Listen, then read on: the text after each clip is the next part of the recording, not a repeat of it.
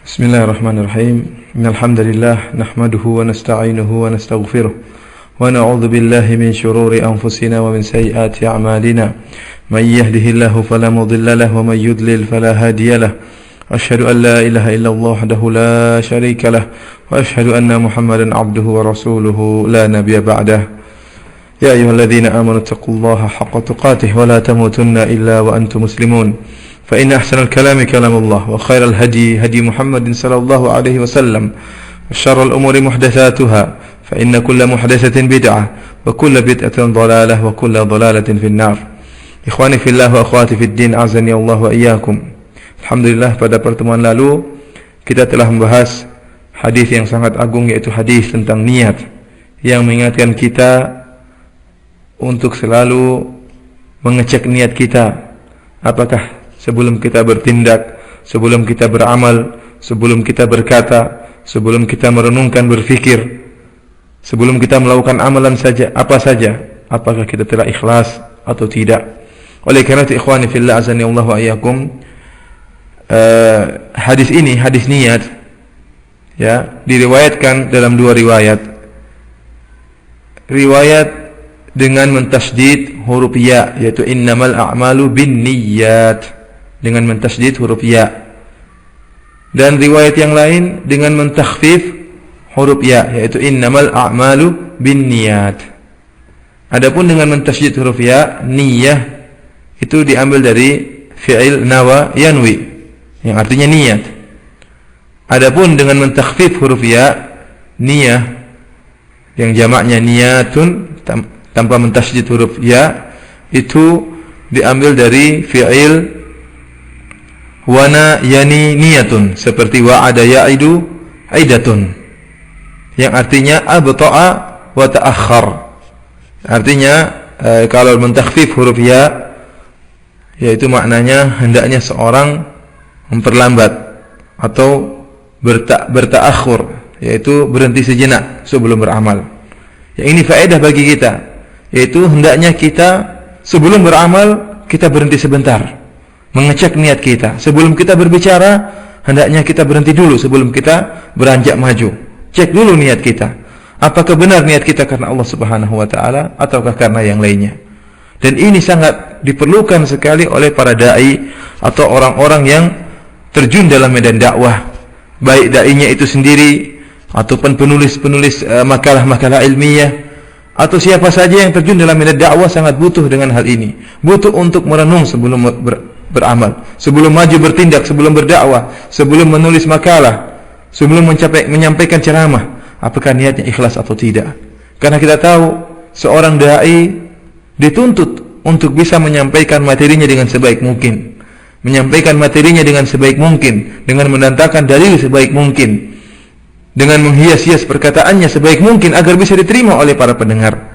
Demikian juga seorang penulis, dia dituntut, ya, agar bisa menulis dengan sebaik mungkin, ditata dengan sebaik mungkin, dipenuhi dengan adillah. Dan ini sangat dituntut dalam syariat, demi agar orang-orang atau para pendengar bisa mendapatkan hidayah. Akan tetapi jadi permasalahan jika ternyata itu semua dibangun di atas penyakit, yaitu riya. Oleh karena itu, apakah kita seorang dai, apakah antum sebagai dai, tatkala menyampaikan suatu kalimat, ya, suatu ceramah dengan bahasa yang indah, suaranya dinaikkan, suaranya diturunkan, ya, seperti para khatib, apakah niatnya karena Allah Subhanahu wa taala atau tidak? Oleh karena itu, pantaslah, wajar jika seorang salaf mengatakan rubba hadithin wahidin yahtaju ila niyat. Bisa jadi satu hadis saja itu membutuhkan niat yang banyak. Bisa jadi satu hadis Nabi SAW tatkala disampaikan butuh niat yang banyak. Bisa jadi satu pembicaraan, suatu ceramah butuh niat yang banyak. Artinya apa? Bisa jadi tatkala kita berceramah, mungkin seperempat jam pertama kita ikhlas, namun seperempat jam berikutnya penyakit ujub, bangga terhadap diri sendiri, takjub dengan diri sendiri pun menimpa kita. Akhirnya hilanglah barokah ilmu yang kita sampaikan. Jadilah apa yang kita sampaikan tadi sia-sia, ya, tidak bernilai pahala bagi kita. Demikian juga orang yang menulis, apakah benar niatnya karena Allah Subhanahu wa taala? Kenapa saya ingatkan hal ini, ikhwani fillah wa akhwati fiddin azani Allah wa iyyakum? Betapa banyak saya dapati orang yang menulis suatu makalah yang bagus, ya, akan tetapi nampak dalam makalahnya suatu yang kurang beres. Contohnya saya dapati seorang menulis dalam suatu majalah, ya, majalah yang terkenal di antara kita. Kemudian dia mencantumkan masadir, yaitu maraji'. Tulisan dia dengan maraji' yang sangat banyak. Seakan-akan itu hasil tulisan dia. Ternyata setelah saya cek, tulisan itu bukan tulisan dia. Dia hanya menterjemah dari salah satu buku yang ditulis oleh seorang masyayikh. Kemudian seluruh maraji' yang disebutkan oleh syekh tersebut dia pun cantumkan dalam tulisan dia. Subhanallah. Ini adalah alamat hubuz zuhur, ingin dipuji. Dan ini merupakan alamat dari orang-orang munafik, yang diantara alamat mereka yuhibbuna ayyuhmadu bima lam yaf'alu. Mereka itu senang untuk dipuji dengan apa yang tidak mereka lakukan. Kenapa kita harus bangga dengan bahwa supaya orang menyangka kita orang alim? Kalau memang kita menerjemah, kita tulis ini tulisan Syekh Fulan dan kita menerjemahkan. Kenapa kita harus tulis nama kita? Dan ini saya lihat berulang-ulang. Bahkan ada seorang yang menulis tulisan secara sempurna dan itu terjemah semuanya murni. Kemudian dia cantumkan nama dia. Waliyadzubillah, ini adalah salah satu penyakit yang menimpa sebagian para penulis, ya, yang sangat menyedihkan. Tulisan itu dicantumkan dalam majalah yang mungkin sering kita baca. Ikhwani fillah wa akhwati fiddin azani Allah wa iyyakum. Oleh karena itu, sebelum kita beranjak, sebelum kita melakukan kegiatan dakwah apa saja, berhenti sejenak, renungkan, kita ta'akhir sejenak, kita abta'a sejenak, berhenti sejenak, renungkan apakah benar niat kita karena Allah Subhanahu wa taala atau tidak. Ikhwani fillah wa akhwati fiddin azani Allah wa iyyakum, para pendengar sekalian, kita lanjutkan bahasan kita itu pada hadis yang kedua yang disebutkan dalam buku Umdatul Ahkam. Hadis yang diriwayatkan oleh sahabiyin jalil Abi Hurairah radhiyallahu taala anhu, di mana dia mengatakan bahwasanya Rasulullah sallallahu alaihi wasallam bersabda, Rasulullah SAW bersabda, la yaqbalullahu salata ahadikum idza ahdatha hatta yatawadda. Bahwasanya Allah Subhanahu wa taala tidak akan menerima salatnya salah seorang dari kalian jika dia dalam keadaan berhadas sampai dia berwudu. Hadis ini hadis yang diriwayatkan oleh sahabi yang jalil, yaitu sahabat yang ma'ruf dengan periwayatan hadis, yaitu Abu Hurairah radhiyallahu taala anhu. Dialah sahabat yang paling banyak meriwayatkan hadis.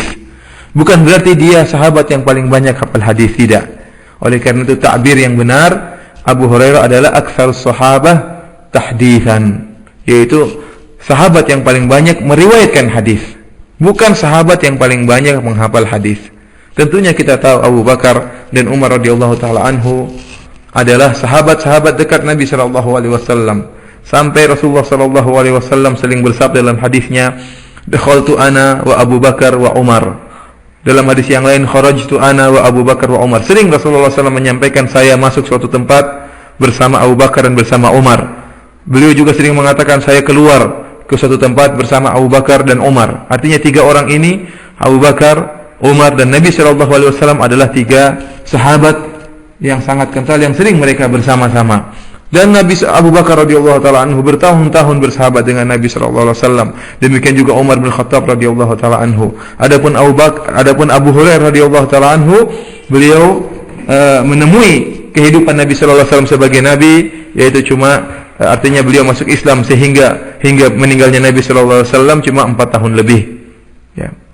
Akan tetapi para ulama menyebutkan bahwasanya Abu Bakar radhiyallahu taala anhu adalah sahabat yang paling banyak meriwayatkan hadis. Bukan sahabat yang paling banyak, artinya menghafal hadis dari Nabi sallallahu alaihi wasallam.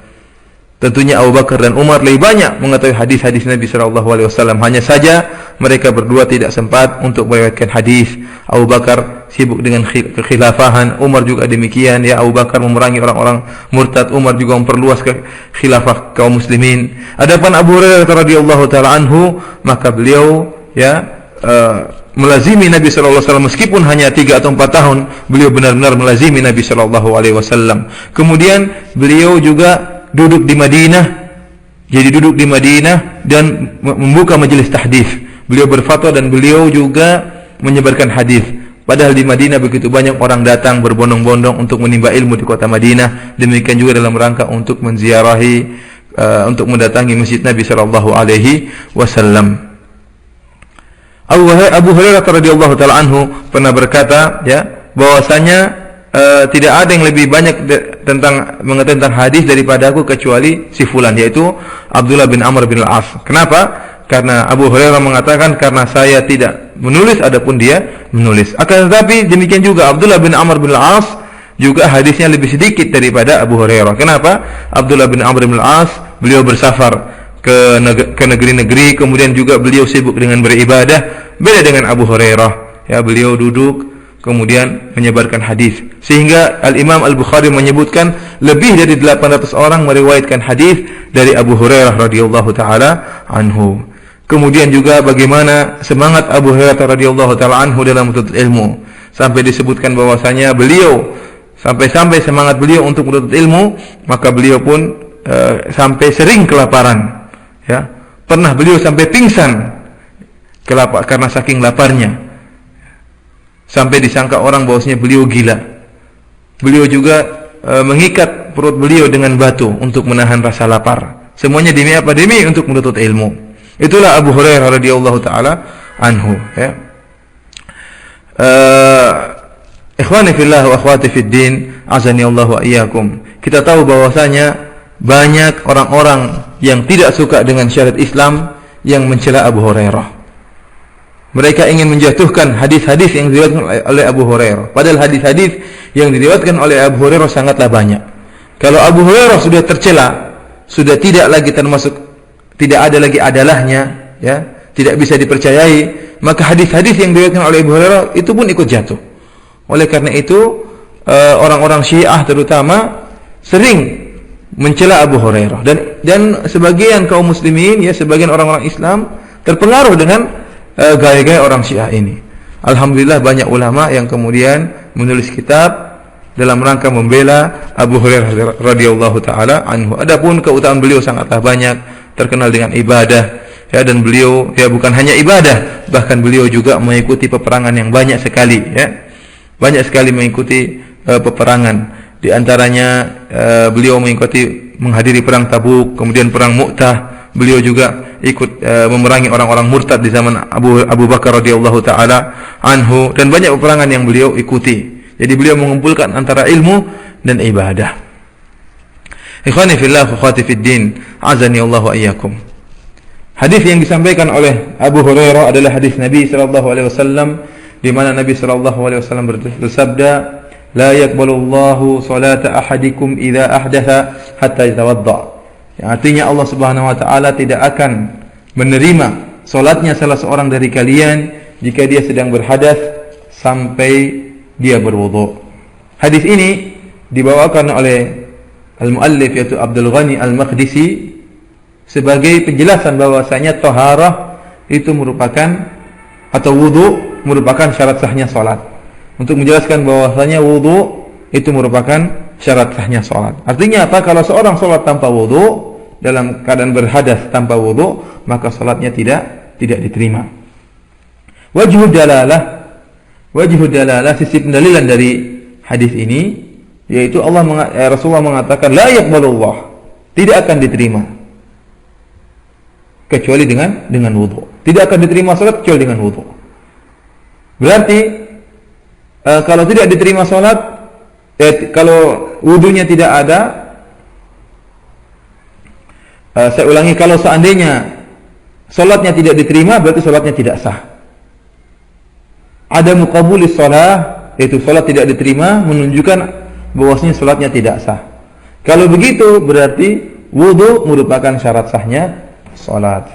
Hadis ini semisal dengan sabda Nabi sallallahu alaihi wasallam, la yaqbalullahu salata haidin illa bi khimar, yang artinya Allah Subhanahu wa taala tidak akan menerima salatnya seorang wanita yang haid kecuali jika dia memakai kerudung. Maksudnya bukan wanita haid yang salat, tapi wanita yang sudah mencapai usia balik, sudah haid.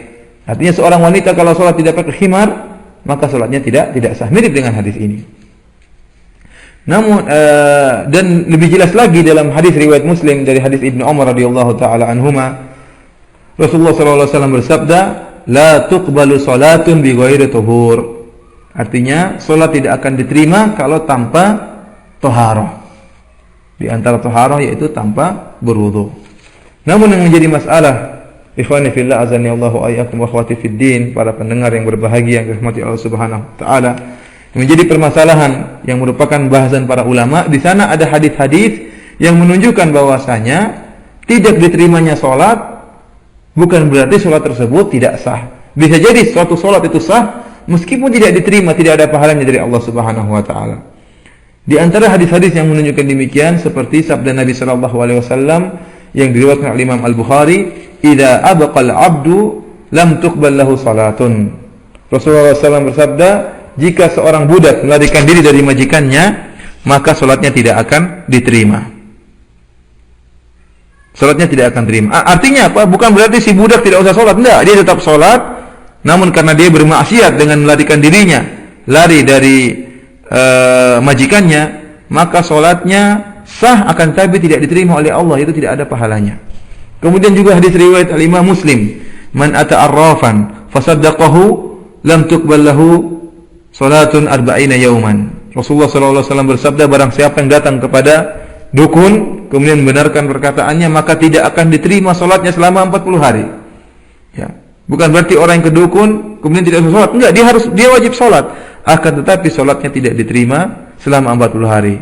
Salatnya sah tapi tidak ada pahalanya selama 40 hari. Demikian juga hadis yang diriwayatkan oleh At-Tabrani dalam Mujam' Al-Kabir, demikian juga Al-Hakim dalam Al-Mustadrak, dan disahihkan oleh Al-Hakim bahwasanya Rasulullah SAW bersabda, man syariba muskiran lam yaqbalullahu lahu salatan 40 yauman.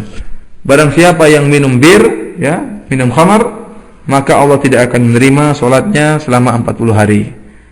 Bukan berarti orang yang minum khamar sudah tidak usah salat. Tidak, dia tetap wajib salat. Ya, kalau dia sudah berhenti dari minumnya, dia wajib salat. Akan tapi salatnya tidak akan terima.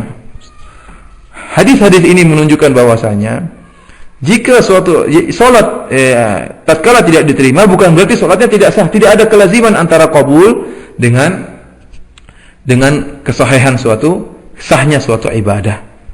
Oleh karena itu, dari sinilah para ulama berselisih pendapat. Apakah al-qabul diterima itu sama dengan sah? Artinya kalau qabul diterima berarti ibadahnya masih sah. Dan kalau ibadahnya tidak diterima berarti ibadahnya tidak sah. Ini pendapat pertama. Pendapat yang kedua mengatakan bahwasanya qabul itu lebih khusus daripada sah. Al-qabul, diterimanya suatu ibadah, itu tidak sama dengan sahnya suatu ibadah. Sahnya suatu ibadah lebih umum dan qabul lebih khusus. Artinya bisa jadi suatu ibadah itu sah meskipun tidak diterima oleh Allah Subhanahu wa taala. Jadi kalau suatu ibadah tidak sah, maka mestinya tidak akan diterima. Tetapi kalau suatu ibadah tidak diterima, bukan berarti mesti tidak sah. Tidak. Kenapa? Karena al-qabul, diterimanya itu lebih khusus daripada sahnya suatu ibadah. Dari sini khilaf di antara para ulama. Meskipun mereka semua sepakat, ya, bahwasanya taharah atau berwudu itu merupakan syarat sahnya salat. Hanya saja mereka berselisih tentang masalah tadi, apakah qabul itu sama dengan sah atau tidak. Oleh karena itu ini disyaratkan oleh Al-Hafidz Ibnu Hajar dalam Fathul Bari. Dia mengatakan bahwasanya ta'bir dengan al-qabul di sini untuk sah. Artinya sabda Nabi sallallahu alaihi wasallam di sini, la yaqbalullahu salata ahadikum idza ahdatsa hatta yatawadda. Sini ta'bir antara qabul dengan sah itu hanyalah majaz. Karena beliau mengatakan qabul itu berbeda dengan sahnya atau absahnya suatu ibadah. Wallahu a'lam bishawab. Adapun al-Imam As-San'ani merajihkan bahwasanya qabul itu tidak sama dengan sahnya suatu ibadah. Diterima suatu ibadah tidak sama dengan sahnya suatu ibadah. Ya. Kita melihat, ya, kalau hadisnya seperti la yaqbalullahu salata ahadikum idza ahdatsa hatta yatawadda. Di sini disebutkan bahwasanya Allah tidak menerima. Sebabnya kenapa? Sebabnya karena tidak adanya taharah. Kemudian ada pun hadis yang lain seperti barang siapa yang datang ke dukun tidak diterima salatnya. Kenapa? Karena melakukan kemaksiatan. Jadi qabul kata dia tidak sama dengan sah. Kenapa? Karena dia lebih khusus. Ala kulli hal, ini hanya khilaf, namun semuanya sepakat bahwasanya taharah atau wudu merupakan syarat sahnya salat. Ikhwani fillah, azani Allah wa iyyakum. Dalam hadis ini diriwayatkan oleh Imam Al-Bukhari setelah Abu Hurairah menyampaikan hadis ini bahwasanya Allah tidak akan menerima salat salah seorang dari kalian jika dia berhadas sampai dia berwudu, maka ada seorang yang bertanya kepada Abu Hurairah, "Mal hadatsu ya Abu Hurairah?" Apa sih yang dimaksud dengan hadas, wahai Abu Hurairah? Maka Abu Hurairah menjawab, "Fusaun wa dhuratun," yaitu buang angin atau bahasa kita kentut. Kentut baik yang tanpa bunyi, yaitu fusa, maupun dengan yang berbunyi yang disebut dengan dhurat, ya. Ikhwani fillah, azani Allah wa iyyakum. Di sini Abu Hurairah radhiyallahu taala anhu, ya, menafsirkan hadas, ya, dengan kentut. Padahal kita tahu hadas itu banyak, ya. Hadas itu bukan cuma kentut dan juga bukan cuma kentut, ya. Buang air juga termasuk hadas, buang air besar maupun buang air kecil itu juga merupakan hadas. Akan tetapi Abu Hurairah menjawab dengan kentut. Kenapa ikhwani fil azani Allah wa iyyakum, akhwati fid din? Para ulama menjelaskan bahwasanya bisa jadi Abu Hurairah radhiyallahu taala anhu menjawab dengan demikian berdasarkan pertanyaan orang yang bertanya. Atau Abu Hurairah radhiyallahu taala anhu menjawab kentut untuk mentanbih, mengingatkan, ya, bahwasanya kalau kentut saja itu membatalkan salat, apalagi yang lebih daripada itu buang air kecil atau buang air besar. Atau Abu Hurairah radhiyallahu taala anhu menyebutkan kentut itu kenapa? Karena itulah yang sering ditimpa oleh orang yang salat. Orang yang salat kebanyakan kalau sedang salat dia merasa buang angin, ya. Jarang orang yang terganggu di salatnya karena ingin buang air besar atau buang air kecil. Kebanyakan orang yang terganggu yaitu karena rasa ingin buang angin. Oleh karena itu Abu Hurairah radhiyallahu taala anhu tatkala mengatakan hadas adalah fusa wa dhurat, yaitu kentut yang ada suaranya atau yang tidak ada suaranya, bukan maksud beliau untuk membatasi bahwasanya yang namanya hadas itu cuma kentut saja. Ikhwani fillah, azani Allah wa iyyakum. Hadis ini memberikan kepada kita banyak faedah, ya. Di antaranya tadi bahwasanya wudu merupakan syarat sahnya orang yang salat. Orang berhadas harus segera berwudu untuk melaksanakan ibadah salat. Kemudian ikhwani fillah, azani Allah wa iyyakum. Hadis ini juga menunjukkan bahwasanya tidak wajib untuk berwudu setiap kali salat.